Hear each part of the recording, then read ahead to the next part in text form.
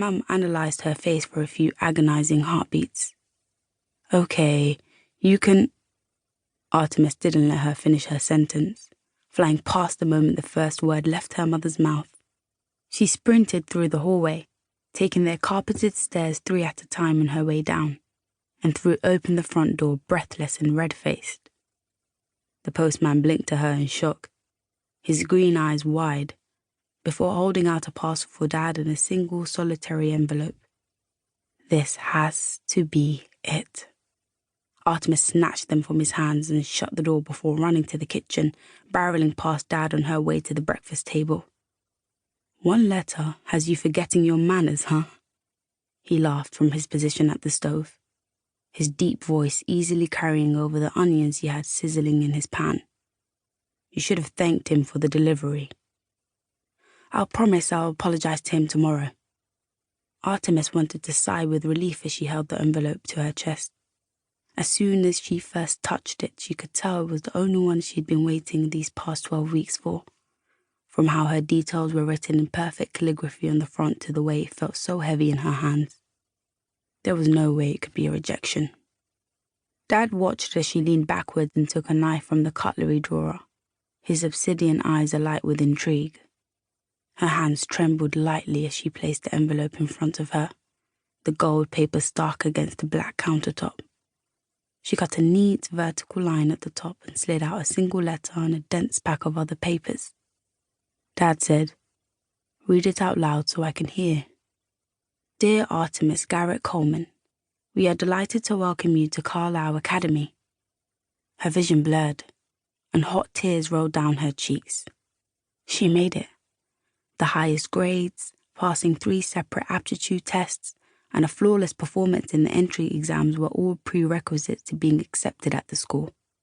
Carlisle Academy somehow managed to be stingier than both Oxford and Cambridge combined, and it wasn't even a university.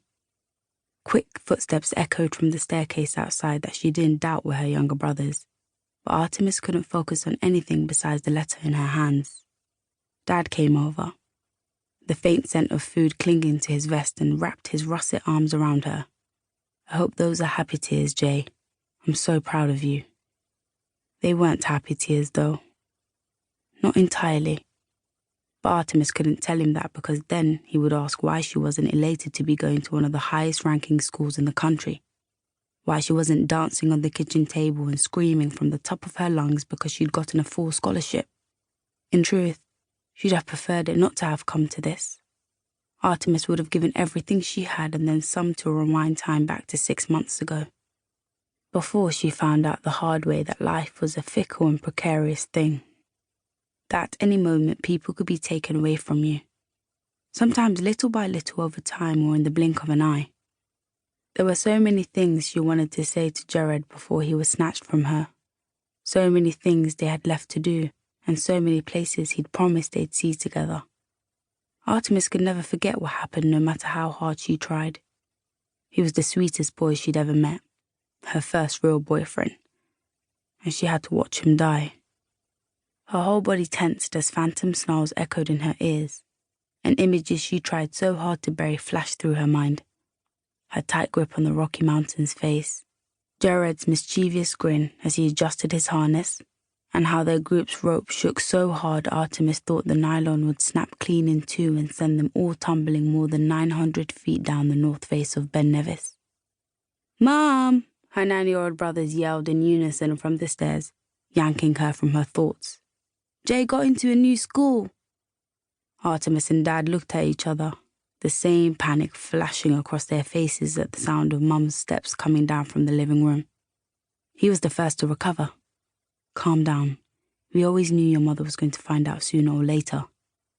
"I would have preferred never," Artemis said, a layer of sweat forming at the nape of her neck as her brothers ran upstairs and left her to deal with the fallout.